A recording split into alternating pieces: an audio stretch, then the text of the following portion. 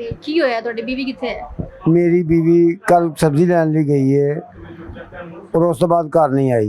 दाता दरबार देखा, कोई ऐसी जगह नहीं जिते नहीं देखा। मैं थाने गए हाँ, FIR थानेदार साहब ने कर दी है, मगर ओदी हाले तक सानू कापी नहीं मिली। ਘਰ 'ਚ ਕੋਈ ਲੜਾਈ ਝਗੜਾ ਹੋਇਆ ਹੈ? साडा अज तक नहीं लड़ाई झगड़ा जी। वल्ला आलम जाने किसी ने की फर्क लाया, किधर लै गया, कोई ਕਿਸੇ ਨਾਲ ਕੋਈ समझ नहीं आ ਦੁਸ਼ਮਣੀ रही। ਤਾਂ ਨਹੀਂ ਹੈਗੀ? साडी किसी ਨਾਲ कोई दुश्मनी नहीं। FIR ਦੀ पर्ची जी नंबर है वो जी हाले तक टैप नहीं हो सकिया। अस्सलाम वालेकुम नाज़रीन, मैं हुमैरा बाइकर। नाज़रीन, इस टाइम मेरे साथ एक ऐसे बुजुर्ग मौजूद है जिनकी बीवी घर से सब्ज़ी लेने के लिए गई है लेकिन वापस नहीं आई। इनसे हम बात करते हैं, इनसे पूछते हैं कि आखिर क्या वजह बनी। अस्सलाम वालेकुम अंकल जी। जी वालेकुम सलाम। अंकल जी, की नाम तुहाडा? अरशद भट्टी। किस तरह रहने वाले हो? मनावे अच्छा, कितने बच्चे ने? माशाल्लाह 7 बेटे मेरे जी। बेटे माशाल्लाह जी। सारे। बेटी नहीं है? नहीं, अल्लाह को प्यारी हो गई थी बेटी, एक थी, अल्लाह को प्यारी हो गई। अच्छा, की काम करते जे?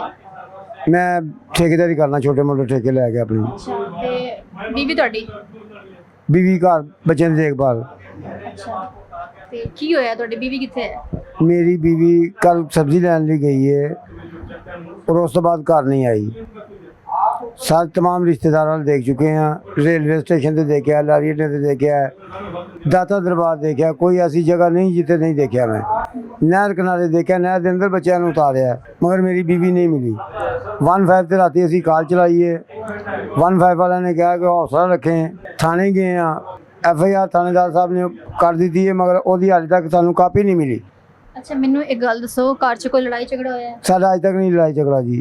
ਜਦੋਂ ਦੀ ਸ਼ਾਦੀ ਹੋਈ ਹੈ माशाल्लाह साडी 7 बच्चे ने, अलहमदुल्ला साडे अज तक लड़ाई झगड़ा नहीं, ਤੇ ਜੇ ਲੜਾਈ ਨਹੀਂ ਹੋਈ, कदी नहीं जी। ਬੱਚਿਆਂ ਨਾਲ ਵੀ ਲੜਾਈ ਨਹੀਂ ਹੋਈ? बच्चों ना भी नहीं। ਤੇ ਜਦੋਂ ਸਬਜ਼ੀ ਲੈਣ ਗਿਆ ਨੇ ਉਸ ਤੋਂ ਪਹਿਲੇ ਕਿਸੇ ਬੱਚਿਆਂ ਨਾਲ ਤਾਂ ਲੜਾਈ? नहीं नहीं नहीं बच्चों ਚਲੋ, ਘਰ ਵਿੱਚ ਲੜਾਈ ਝਗੜਾ ਹੋ ਜਾਂਦਾ ਨਾ ਕਿ ਬੰਦਾ ਗੁੱਸੇ ਨਾਲ ਚਲਾ ਜਾਂਦਾ जिस टाइम बाहर गए ने बच्चों पोतरा है ਉਹਨੂੰ पैसे दिते ने, बच्चों 2 छोटे बेटे ने उन्होंने पैसे दिते ने कि मैं सब्जी लैके आ रही हाँ, तो अज तक घर नहीं।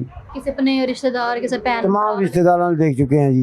ਕਿਸੇ ਵੇਲੇ ਵੀ ਨਹੀਂ ਹੈ? नहीं, ਕੋਈ ਐਸੀ ਮਸਲਾ, ਕੋਈ ਗੱਲ ਬਾਤ, ਕੋਈ? कोई ऐसी नहीं जी। मैं क्योंकि मैं तो काम के दौरान घर जा ही नहीं रहा काफ़ी दिनों तो, मतलब कि काम से रहना वा, क्योंकि बिल्ला ने इंसान मार ही दिता लोगों को, बिल बहुत ज़्यादा, वो वास्ते मैं मेहनत मजदूरी कर रहा। ਕਿੰਨੇ ਦਿਨ ਘਰ ਨਹੀਂ ਗਿਆ ਸੀ? मैं तकरीबन 7 दिन तो मैं घर नहीं गया।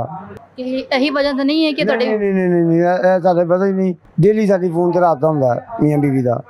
वल्ला आलम जाने किसी ने की फर्क लाया, किधर लै गया, कोई ਕਿਸੇ ਨਾਲ समझ ਕੋਈ नहीं आ ਦੁਸ਼ਮਣੀ रही। ਤਾਂ ਨਹੀਂ ਹੈਗੀ? साडी किसी ਨਾਲ कोई दुश्मनी नहीं जी। ਕਿਸੇ ਦੇ ਨਾਲ ਦੁਸ਼ਮਣੀ ਵੀ ਨਹੀਂ ਹੈ, ਆਪਣੀ ਵੀ ਲੜਾਈ ਨਹੀਂ ਹੋਈ, ਬੱਚਿਆਂ ਨਾਲ ਵੀ ਲੜਾਈ ਨਹੀਂ ਹੋਈ, बीवी ਦਾ ਜ਼ਿਹਨੀ ਤਵਾਜ਼ਨ ਠੀਕ ਹੈ, माशाल्लाह बिल्कुल सही ठीक ठाक है। जी। जी जी ਸਮਝਦਾਰ ਨੇ? हाँ जी। ਫਿਰ ਕਿਵੇਂ, ਮਤਲਬ ਕਿਵੇਂ ਹੋ ਸਕਦਾ ਹੈ ਕਿ बीवी ਤੁਹਾਡੀ ਗਈ ਹੈ ਤੇ ਘਰ ਵਾਪਸ ਹੀ ਨਹੀਂ ਆਈ? 24 ਘੰਟੇ ਹੋ ਗਏ ਨੇ। कोई इलम नहीं जी। ਕੁਛ ਤਾਂ किसी ਸੋਚੋ, अगवा ਕੁਛ किया ਤਾਂ है, ਹੋਏਗਾ। मैं तुहानू दसना जी, ਕਿਤੇ ਨਾ ਕਿਤੇ ਕੋਈ ਮਸਲਾ ਤਾਂ ਹੋਇਆ, ਸੋਚੋ। कोई ऐसा नहीं, कोई साडा अज तक किसी ने दुश्मनी नहीं। ਦੁਸ਼ਮਣੀ ਵੀ ਕਿਸੇ ਨਾਲ ਨਹੀਂ ਹੈ, बीवी ਵੀ ਠੀਕ ਹੈ। ਕਹਿੰਦੇ ਨਾ ਕਿ ਥੋੜਾ ਦਿਮਾਗ ਦਾ ਮਸਲਾ ਹੋਵੇ ਤੇ ਬੰਦਾ ਘਰੋਂ ਬਾਹਰ ਨਿਕਲ ਜਾਂਦਾ ਹੈ ਤੇ ਘਰ ਦਾ ਰਸਤਾ ਨਹੀਂ ਮਿਲਦਾ ਤੇ ਗੁੰਮ ਜਾਂਦਾ। माशाल्लाह मेरी बीवी ਦੇ ਵਿੱਚ ਅਜ ਤੱਕ ऐसा नहीं जी।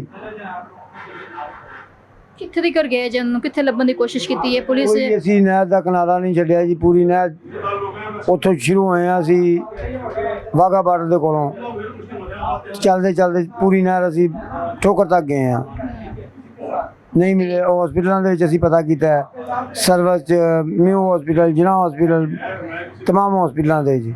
ਮੇਰੇ ਸਸੁਰਾਲ ਰਹਿੰਦੇ ਨੇ ਥੱਲੇ, ਉੱਥੇ ਪਤਾ ਕੀਤਾ ਉਹਨਾਂ ਦੇ ਕੋਲੋਂ।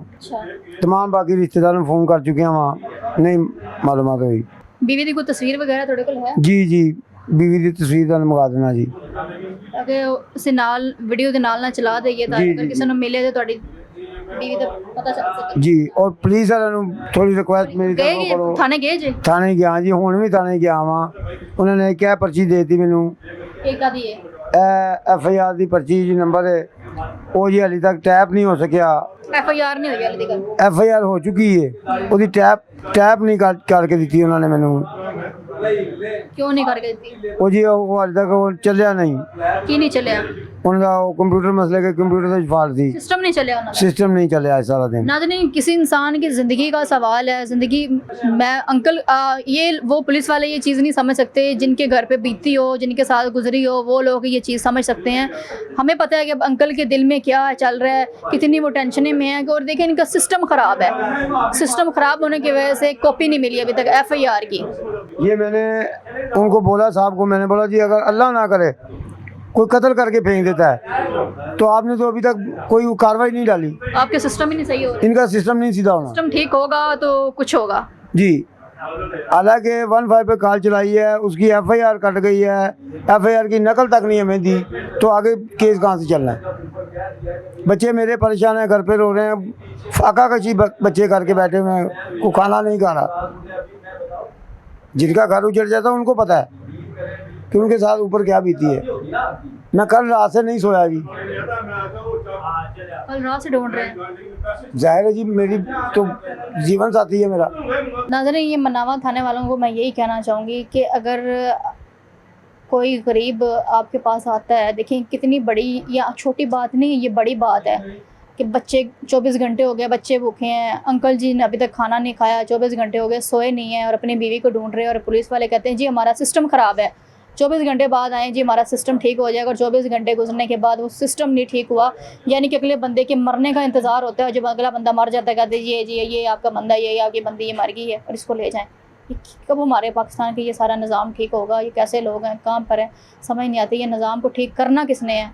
यहाँ पर ये खुद नहीं ठीक करेंगे तो किस तरह ये ठीक होगा? ये हमारे मुहाफ़िज़ हैं, हम इनको अपना मुहाफ़िज़ समझते हैं कि इन्होंने सब ठीक करना, लेकिन ये लोग नहीं ठीक हो रहे, किस तरह ठीक होंगे? बाकी हम इनके अंकल जी की जो वाइफ है उनकी तस्वीर साथ चला रहे हैं। अगर कहीं भी आप लोगों को ये नज़र आती है तो हमारे से रब्ता करें, हमारे चैनल से रब्ता करें, हम आपको इन तक पहुंचा देंगे। मुझे इजाज़त दें, मिलते अगले प्रोग्राम में, तब तक के लिए अल्लाह हाफ़िज़।